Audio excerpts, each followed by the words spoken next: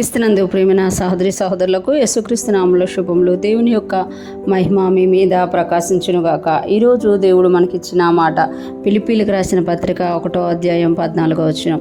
మరియు సహోదరులైన వారిలో ఎక్కువ మంది నా బంధకముల మూలముగా ప్రభువునందు స్థిర విశ్వాసము గలవారై నిర్భయముగా దేవుని వాక్యం బోధించుటకు మరి విశేష ధైర్యం తెచ్చుకొనిరి.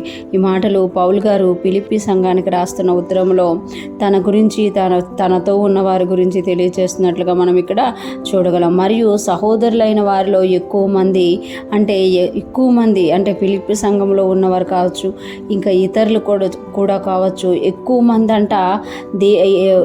మంది నా బంధకముల మూలముగా ప్రభువునందు స్థిర విశ్వాసము గలవారై, పౌలు గారు బంధకాలు చూసి వెనక్కి వెళ్ళిపోకుండా, పౌలు గారికి వచ్చిన కష్టాలు చూసి, పౌలు గారు పడుతున్న హింసలను చూసి వెనక్కి వెళ్ళిపోకుండా ఆ బంధకాలను బట్టి అనేక మంది సహోదరులంట ప్రభువునందు స్థిర విశ్వాసము గలవారయ్యారట.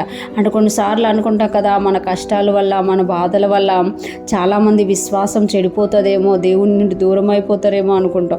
కానీ దేవుడు అనుమతించిన ప్రతి కష్టము, ప్రతి బాధ, ప్రతి శోధన కూడా మనం ఇతరులకి ఏమవుతుంది అని అంటే విశ్వాసాన్ని పురుకొల్పోదిగా ఉంటుంది.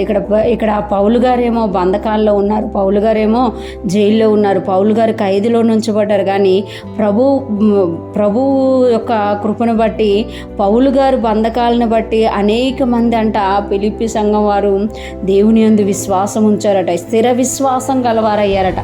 అంతేకాకుండా నిర్భయముగా దేవుని వాక్యం బోధించుటకు మరి విశేష ధైర్యం తెచ్చుకునేది. నిర్భయంగా అంతకుముందు కొంచెం భయముతోటి, కొంచెం బిడియంతో దేవుని వాక్యాన్ని బోధించేవారేమో. కానీ ఎప్పుడైతే పౌలు గారు జైల్లో పెట్టబడ్డారో, ఆ చెరసాల్లో ఉన్నారో, ఆ బంధకాల్లో ఉన్నారో, దాన్ని చూసి వీళ్ళు ఇంకా నిర్భయముగా, ఇంకా భయం లేకుండా దేవుని వాక్యాన్ని బోధించుటకు మరి విశేష ధైర్యం తెచ్చుకుంది.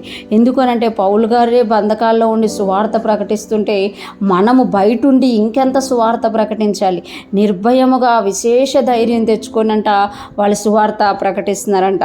ఈరోజు ఫ్రెష్మన్న వింటున్న ప్రతి ఒక్కరూ జ్ఞాపకం చేసుకోవాలి. కొన్నిసార్లు ఇతరుల యొక్క పరిస్థితులు, ఇతరుల యొక్క కష్టాలు చూసినప్పుడు మనం విశ్వాసం నుండి తొలగిపోతాం అనుకుంటాం. కానీ కొన్నిసార్లు అది మన విశ్వాసాన్ని పురుకొల్పేదిగా ఉంటుంది అనమాట.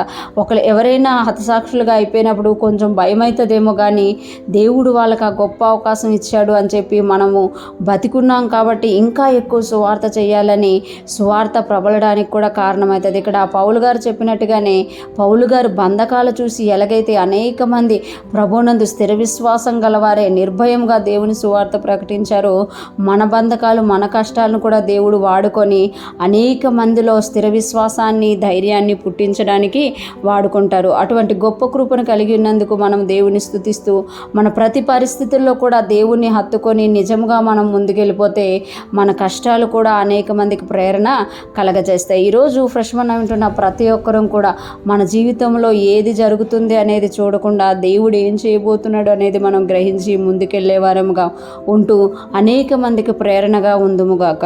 ఆమేన్.